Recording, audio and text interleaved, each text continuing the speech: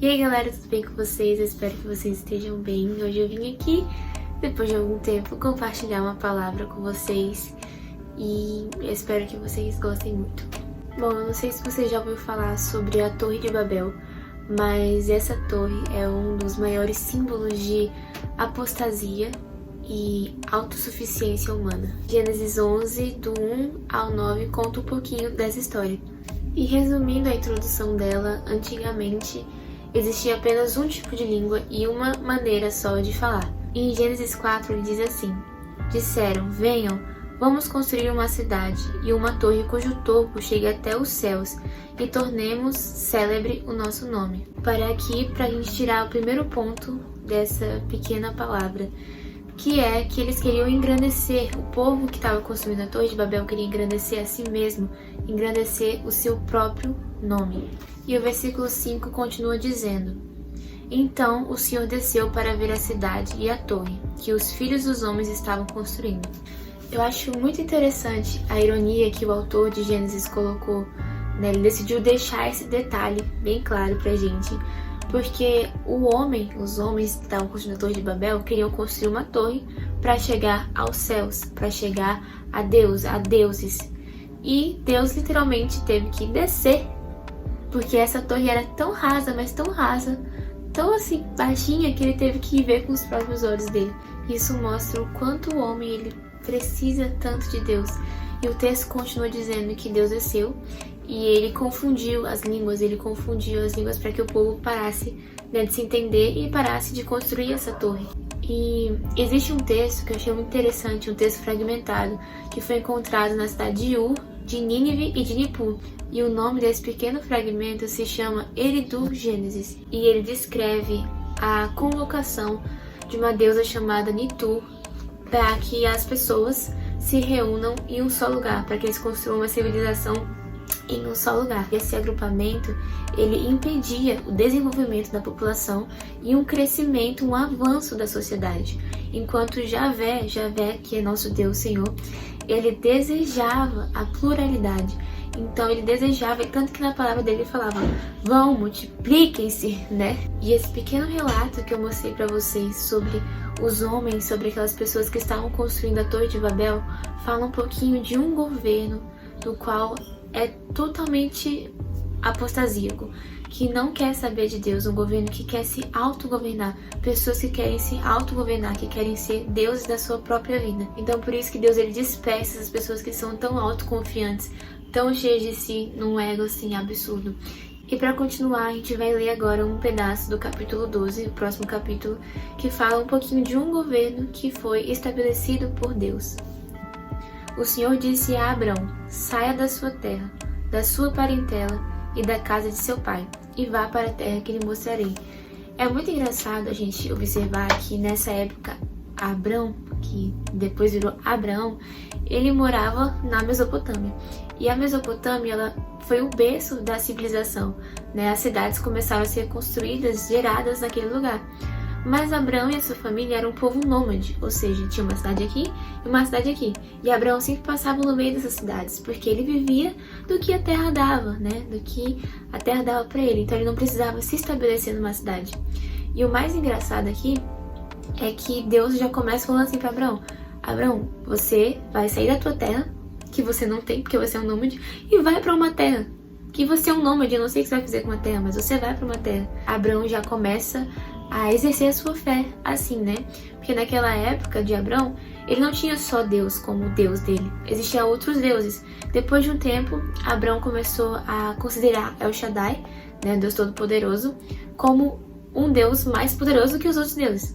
E depois de um tempo, depois de conhecer mais a Deus, ele começou a considerar Deus como o único Deus da vida dele. Então, primeiramente, nesse primeiro ponto, a gente pode ver que Deus, ele não escolhe Abraão porque ele fez algo com mérito, né? Ele não escolhe Abraão porque Abraão era um homem excelente. Deus, ele escolhe Abraão simplesmente pela graça. Então ele começa a exercer a descendência dele, que ia vir o próprio Jesus, a descendência de Abraão, para nos salvar. Ele começa escolhendo Abraão. Ele podia escolher qualquer outra pessoa, mas a graça de Deus escolheu Abraão. Me pergunta por quê? Não sei, quando a gente for pro céu a gente pergunta pra Deus por que ele escolheu Abraão. Mas ele escolheu Abraão e foi pela graça dele. Então, aqui é importante a gente lembrar que Abraão, ele foi escolhido através da graça de Deus, ele não fez nada para merecer. E alguns teólogos dizem que depois de Jesus, Abraão é um dos homens mais importantes relatados na Bíblia, porque tem todo o Gênesis, depois de Gênesis 12, até o final de Gênesis conta sobre a história de Abraão e da descendência de Abraão. Então, Abraão ele foi um homem muito usado por Deus. Mas, continuando aqui, no versículo 2 diz o seguinte: farei de você uma grande nação, e o abençoarei, e engrandecerei seu nome. Seja uma bênção. Esse a gente falou sobre o que os homens que estavam construindo a Torre de Babel queriam. Eles queriam simplesmente engrandecer o nome deles. Eles queriam que o nome deles chegasse no céu. Eles mesmos queriam chegar no céu. E aqui Deus simplesmente fala: Abraão, eu te abençoarei e eu engrandecerei teu nome. Eu te farei uma grande nação. Então tudo aquilo que aquelas pessoas que estavam construindo a Torre de Babel desejavam era isso. Era ser uma grande nação, era ter o nome engrandecido. E eles queriam aquilo na força do braço deles, com a força que eles tinham, com as mãos deles. Mas o Senhor fala: opa, não é assim que funciona. Funciona através da minha graça. Então eu engrandecerei o nome de Abraão. E dele eu escolhi para que houvesse descendência, para que meu filho, Jesus, venha e pise na cabeça do diabo. Então, esse é um dos primeiros pontos muito importantes desse contraste entre as pessoas que estavam construindo a Torre de Babel e a graça de Deus. E a gente continua o texto dizendo o seguinte: abençoarei aqueles que o abençoarem, eu amaldiçoarei aqueles que o amaldiçoar. Em vocês serão benditas todas as famílias da terra. Partiu, pois, Abrão como o Senhor lhe havia ordenado. Então Abrão teve uma obediência imediata. Abrão reconheceu que ele foi escolhido não por mérito, mas sim pela graça. Ele realmente aceitou a palavra de Deus, mesmo ele sendo um homem velho, tendo uma esposa idosa que também era estéril. Mesmo ele sendo um nômade, ele recebeu a promessa de ter uma terra. Então, Abraão, ele simplesmente creu, ele simplesmente confiou. E isso foi lhe atribuído para a justiça. Então, o que eu quero dizer com esse contraste sobre a Torre de Babel e sobre como Deus chamou Abraão? Deus chamou Abraão para ter o seu chamado e dar as promessas. É realmente trazer que nós precisamos todos os dias não construir a nossa torre. O título que eu dei para esse vídeo é Destrua a sua torre. Mas eu acho que a palavra mais certa é que nós não devemos nem começar a construí-las. Porque quando a gente começa a construir a nossa torre, a gente começa a colocar as nossas mãos, os nossos desejos e as nossas vontades na frente de Deus, na frente da graça dele, na frente do poder dele. E aí a gente acaba se distanciando cada vez mais de Deus. Então Deus, ele simplesmente destruiu a Torre de Babel. Ele foi lá e ele mesmo destruiu. Então, talvez nem seja nós que vamos destruir essa torre. É Deus mesmo, ele vai lá e destrói, porque é a vontade dele.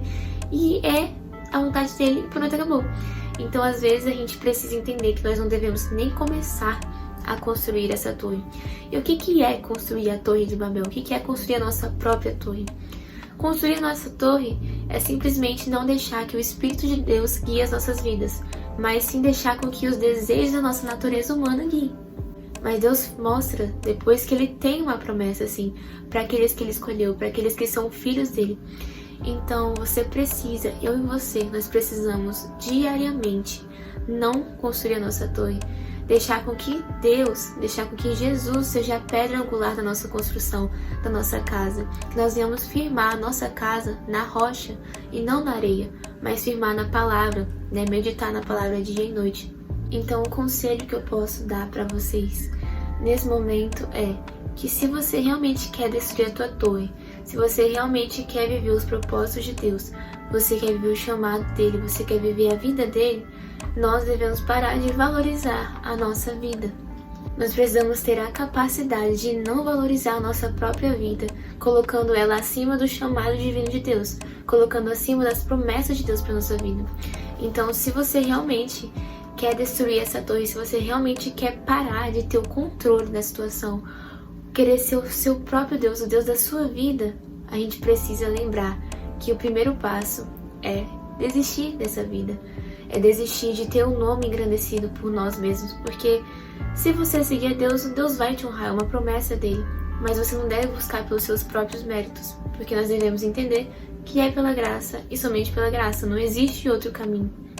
Então nós devemos o tempo todo lembrar, tirar o volante da nossa vida da nossa mão, deixar com que o Senhor tome de volta as rédeas, que Ele guie o nosso caminho, que Ele guie a nossa vida.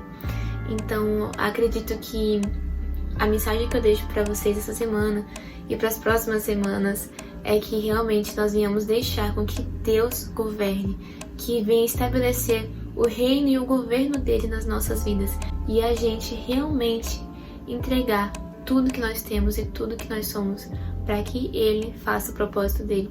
Lembrando que nós somos apenas barro, nós somos apenas pó, nós somos barro na mão do oleiro.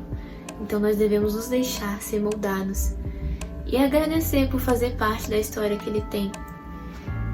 E acho que isso é tudo. Eu espero que vocês tenham gostado desse vídeo. Se esse vídeo falou com você, compartilha com alguém da sua família, com um amigo, alguém que você ama e alguém que você sabe que sempre tem que ter o controle de tudo nas mãos.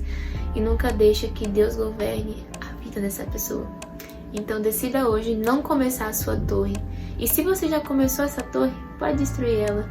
Deixa que Deus destrua ela, deixa que Deus te dê um novo caminho e que Ele realmente ressignifique a sua vida e te dê um propósito. Então é isso, gente. Um beijo grande, abraço gigante e até a próxima.